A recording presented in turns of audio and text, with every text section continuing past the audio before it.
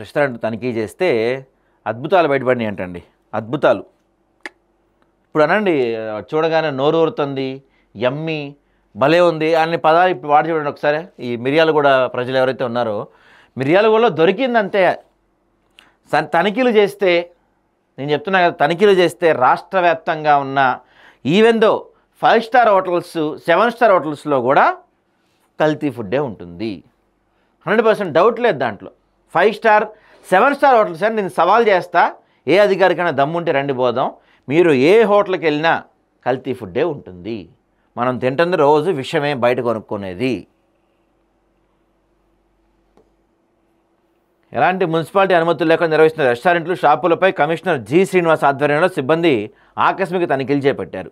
ఈ సందర్భంగా పట్టణంలోని చింతపల్లి చౌరస్తా వద్దన్న శ్రీకృష్ణ ఫ్యామిలీ రెస్టారెంట్లో అపరిశుభ్ర వాతావరణం చూసి వంటగదిలో తనిఖీలు చేయగా కుళ్ళిపోయిన మాంసం, బూజుపట్టిన కూరలు, కొన్ని రోజులుగా నిల్వ చేసిన సాంబార్ దర్శనమిచ్చాయంటండి.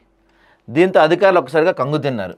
దీంతో వాటిని సీజ్ చేసి ఆహార భద్రతా అధికారులకు పంపించారంట. అసలు ఈ రెస్టారెంట్కి మున్సిపాలిటీ అనుమతులే లేవని, ఎలాంటి పన్ను చెల్లించాలని గుర్తించిన అధికారులు 50,000 రూపాయలు జరిమానా విధించి రెస్టారెంట్ సీజ్ చేశారు. ఇక్కడ నేను చెప్పేది ఏంటంటే, ఇప్పుడు 50,000 రూపాయలు ఫైన్ వేశారు, రెస్టారెంట్ సీజ్ చేశారు. రాసి పెట్టుకోండి, వారం రోజుల్లోపు వేరే పేరుతో అదే యాజమాన్యం మళ్ళీ అక్కడ అదే రెస్టారెంట్ ఓపెన్ చేస్తారు. అదే యాజమాన్యం, పేరు మారుతుంది అంతే. వారం రోజుల్లో ఓపెన్ చేయవచ్చు. చూడండి, మీరు రాసి పెట్టుకోండి కావాలంటే.